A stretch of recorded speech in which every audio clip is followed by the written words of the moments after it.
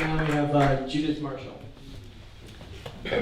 So Patrick has given me a great segue, changing for the worse. And certainly if we look at the experience of the transnational companies from one of the BRICS, Brazil, and what it is doing in Mozambique, one sees very clearly that the project is really not about another center of power that offers a different kind of relationship that builds South-South connections that are really about development. That in fact what we see, watching closely how Brazil's investments at Mozambique are playing themselves out, that what we see is just more of the same old in terms of what a big mining company based in North America or in Europe would be doing. So the essay that I'm speaking from is one in that section, second section of the book, and I've entitled it Behind the Image of South-South Solidarity at Brazil's Vale. It started out actually as a joint project of our international network of people affected by Vale, something that the Brazilians in 2010 invited people in other parts of the world to connect with. And this brought together a very diverse network of people affected by Vale, ranging from public policy analysts to indigenous communities to workers to you name it. We'll hopefully come back to more discussion of that at the outset. But the steelworkers at that time, because Vale by then had invested in Canada, the steelworkers in Canada accepted that invitation from Brazil and became members of that international network. I at the time was working in the steelworkers in the Global Affairs Department, had responsibility for the projects of the steelworkers in Africa. And so what I'll speak to in this paper is very much a BRICS from below perspective, a perspective gained from the position that I played over those years in the steelworkers in the Steelworkers Humanity Fund. This was a fund that promoted worker-to-worker connections, encouraging Canadian steelworkers to link up with their counterparts in other parts of the world, many times with a common transnational company as their employer. I was also responsible for the projects in Southern Africa, and from a fairly early stage, we supported the Construction, Wood and Mine Workers Union in Mozambique, which at that time had a very tiny mining sector. We were working with them on health and safety training projects, a fairly innocent spot to be in, but over time it became a great deal less than innocent as Vale came into all our lives. There's lots that could be said about the experience of working with Vale in Canada. There was a head-on collision with the prevailing labor culture here in Canada when Vale arrived. Some of you may remember there were lengthy strikes, 11-month strikes in Sudbury and Port Colborne, and an 18-month strike in Voisey's Bay in Newfoundland, which resulted in a provincial government commission of inquiry in terms of why in the world a big transnational mining company like Vale could not, over an 18-month period, come to some kind of settlement with a fly-in, fly-out mining operation in Voisey's Bay with a mainly Aboriginal core of workers. I'm not going to speak to that really in this presentation now, but focus more on Mozambique. But there were very interesting innings with our own workers, and certainly it put Vale high on the agenda of the steelworkers and created a great impulse to reach out and connect with Vale workers in other parts of the world. And I, as a staff person in that, became a kind of participant observer in many of these interactions of Vale from below. In 2010, when we launched that international network of people affected by Vale, the mining giant had already operations in more than 20 countries, and it had won the bid in Mozambique to be the first mining company to open up the very rich coal resources in Mozambique. And this organization with whom we'd been working in Mozambique, Sintisim, represented construction workers, so was there from the get-go in terms of the construction of the mine with Odebrecht, another big construction transnational from Brazil that is in the hot seat now with the corruption scandals. And then over time, as this mining boom continued in Mozambique, this union represented more and more mine workers. Valley started it, but then Riversdale, a junior company, had an area of investment which then passed to Rio Tinto. Later, an Indian company, Jindal, joined the gang, and so the province of Tet in northern Mozambique became this area of a massive coal boom. We started to, I would like to say, enrich the health and safety training programs that we were doing with the union.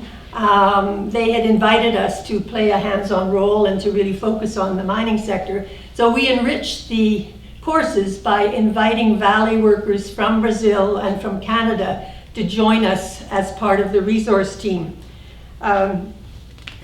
It was a very interesting moment, a whole new generation of workers in Mozambique, totally at home with email, with Facebook, with Skype, eager for connections with other parts of the world.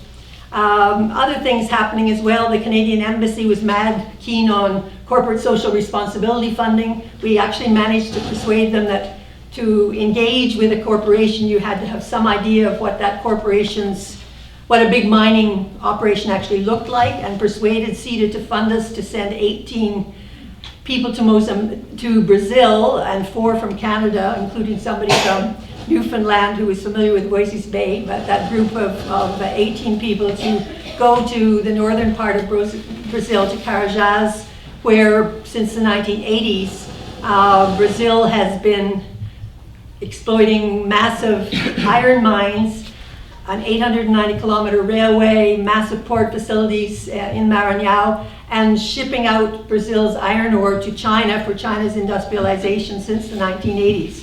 So this is what a mining mega project looks like, and we took that gang to have a look at it.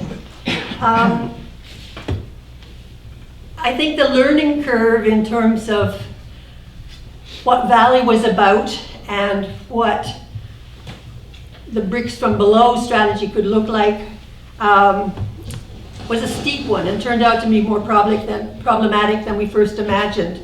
I think from the steelworkers' point of view, we embarked on it thinking that the mining company was the big problem. Very quickly, Mozambique government's absolute embrace, as the Brazilians like to speak of it, the Brazilians speak of the promiscuous relationships between companies and governments. The Argentinians speak of carnal relations. I think in Canada we just talk about being in bed with, but the closeness and the ease with which all of the weaknesses of Mozambique in terms of government leaders who are on the take was so readily met by a big mining company from Brazil.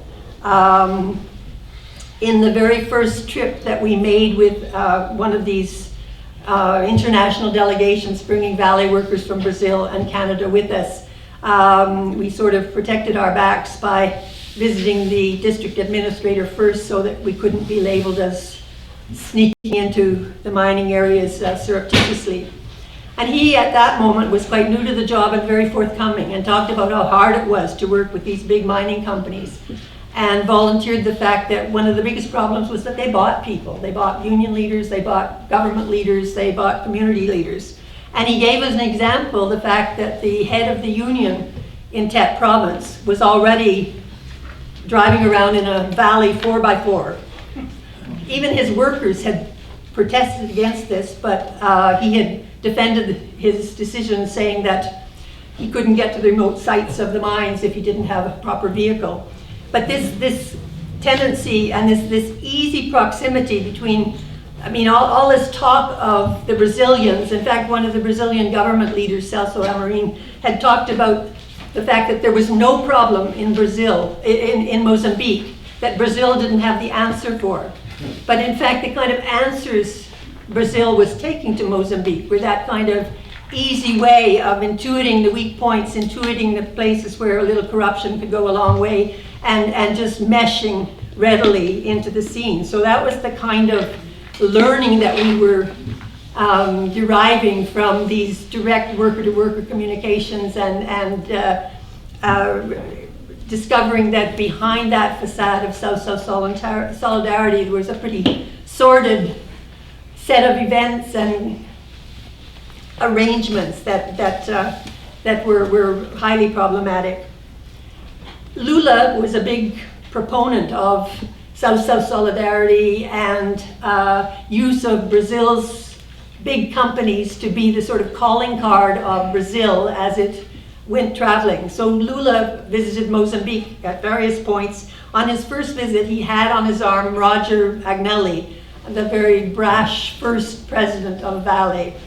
And there's a whole scandal behind how Vale got privatized, no time to go into that, but Agnelli came from the bank that did the underestimation of the assets, and lo and behold, he became the first president of the company. Agnelli totally captivated the then president of Mozambique, Armando Guebuza, who after a first meeting with Agnelli on Lula's arm, invited Agnelli to be part of his international consultants group on global operations. So if one had any doubt about the proximity of the Mozambique government, and then the kind of contract signed were most noted for their lack of transparency, a small block of shares that to this day, there are lots of ideas people have of what Mozambicans got to be into it, but there's a small block of Mozambican shareholders who, from those first contract negotiations, got a chance for some of the gains from this company. So the discourse coming from Vale, and I mean, it's a company that has a department of communications and image, and its work on its image is, they don't sleep. So Vale presenting itself constantly as bringing benefits to Mozambique, there to give a leg up, not to pillage, there to train Mozambicans rather to how to use their natural resources in a way that could develop their country. The idea that they would be sharing best mining practice with Mozambicans. But what we discovered from these Valley from Below connections was that, in fact, the practices Brazil was bringing were far from beneficial ones to Mozambique. At some point, Agnelli's reign over Vale ended. That's a whole story in itself, which I think it's not useful to go into tonight. But his successor, another Vale executive who'd been in the company, out of the company, and then brought back in again by Dilma to become the second director of Vale. When he did his first tour of his domain, he traveled to Vale's operations all around the world and did not meet with a single trade unionist during his whole trip. There were reactions to that, particularly in Brazil, and so he agreed, because of that, to meet with the 14 mining operations in Brazil, and did so. Most of the unions in Brazil, and I mean, this was something that we kind of learned over time, because at a very early age, the Steelworkers sent a couple of safety activists from Thompson and Sudbury on a trip to Brazil, up to Carajás, where this massive iron mine is. And they came back perplexed. First of all, it was the company that controlled their visit completely and showed them around the mine. They barely met workers. But to the degree that they did, they understood that the company had absolute control in the workplace, could fire without just cause. And they came back saying, how can you ask workers to fight for health and safety when it could cost them their jobs? And really, it's only in 2014 when an opposition slate up in that big mine in Carajás asserted itself and tried to vie for power in the local union elections, that it became public that for 20 years in the biggest iron mine in Brazil, the union there had been a totally company union with no control whatsoever, linked to the workers. And so revelations like this, I suppose, helped us to begin to see what it was to work for Vale. And most of these unions that met with the new president were like that one in Carajás, totally in the company hands. But one of them in Minas Gerais state was a left union, a fighting union, and the president of that union had worked for Vale on and off, the off being when Vale had managed to sack him, but he got back in again. So Valerio Vieira, the president of that union, was the last to speak at this meeting with the new president of Vale. And he countered the fatuous praise that many of the other union leaders had presented, which was all congratulatory to Vale in terms of a new day and a kinder, gentler Vale. And his words for the occasion, I think, are worth quoting. My time is running short, so I can't quote too much here, but his are kind of special. I said to Murilo Ferreira and to those present that every time we have a meeting with the company management, we're told that things are getting better. But there's a contradiction. What's said in Rio, where Vale has its headquarters, is contrary to what happens in Minas. Workplace accidents continue, and they're being covered up. The harassment by managers has never been so intense.